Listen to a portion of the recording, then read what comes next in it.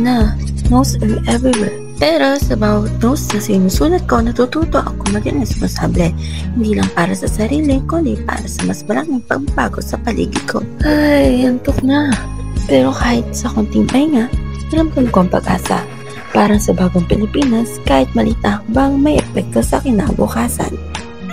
Ay, gising yun.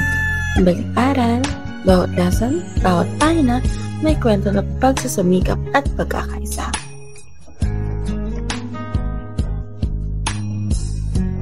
Don't forget our responsibility in our own house. Kasi dito nagsisimula ang ating pagiging best version of ourselves.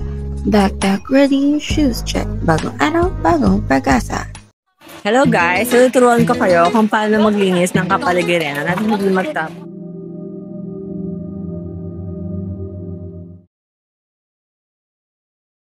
May naiwang basura dito ng iba, pero kahit kaunti, ayusin natin. Bawat kinokolektang bote o papel, simpleng paraan para maging responsable at magandang halimbawa.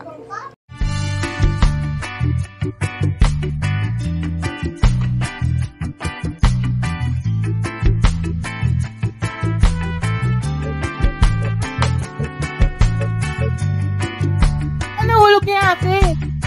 Kahit sa simpleng tulong makakabigay pa rin ito ng gaan sa dibdib. Thank you.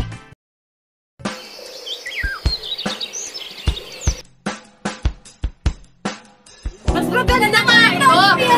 Wala ko na ang nagawa mo. Yung isa kasi dyan, kala mo napakagaling. Hindi naman maganda gawa niya. Sabi ko sa'yo, kung maganda gawa mo, tapos may gawa. Mas maganda nga ito. Tignan mo. Mas maganda to. Sige! Huwag na kayo mag-away. Parehas na maganda ang kaibigan. Pinadadaan sa away ang solusyon. Sorry sa nasabi ko sa'yo. JC, pasensya ka na kasi marami lang talaga ang problema kaya kung masabi. Kung magkakaisa, lalagpasan ang sakuna. Maraming salamat sa pakikinig nila sa aking Rose and Lotion. Ano ba yan? JC naman! Salamat! Kakaisa kami para sa magandang kinabukasan. Pero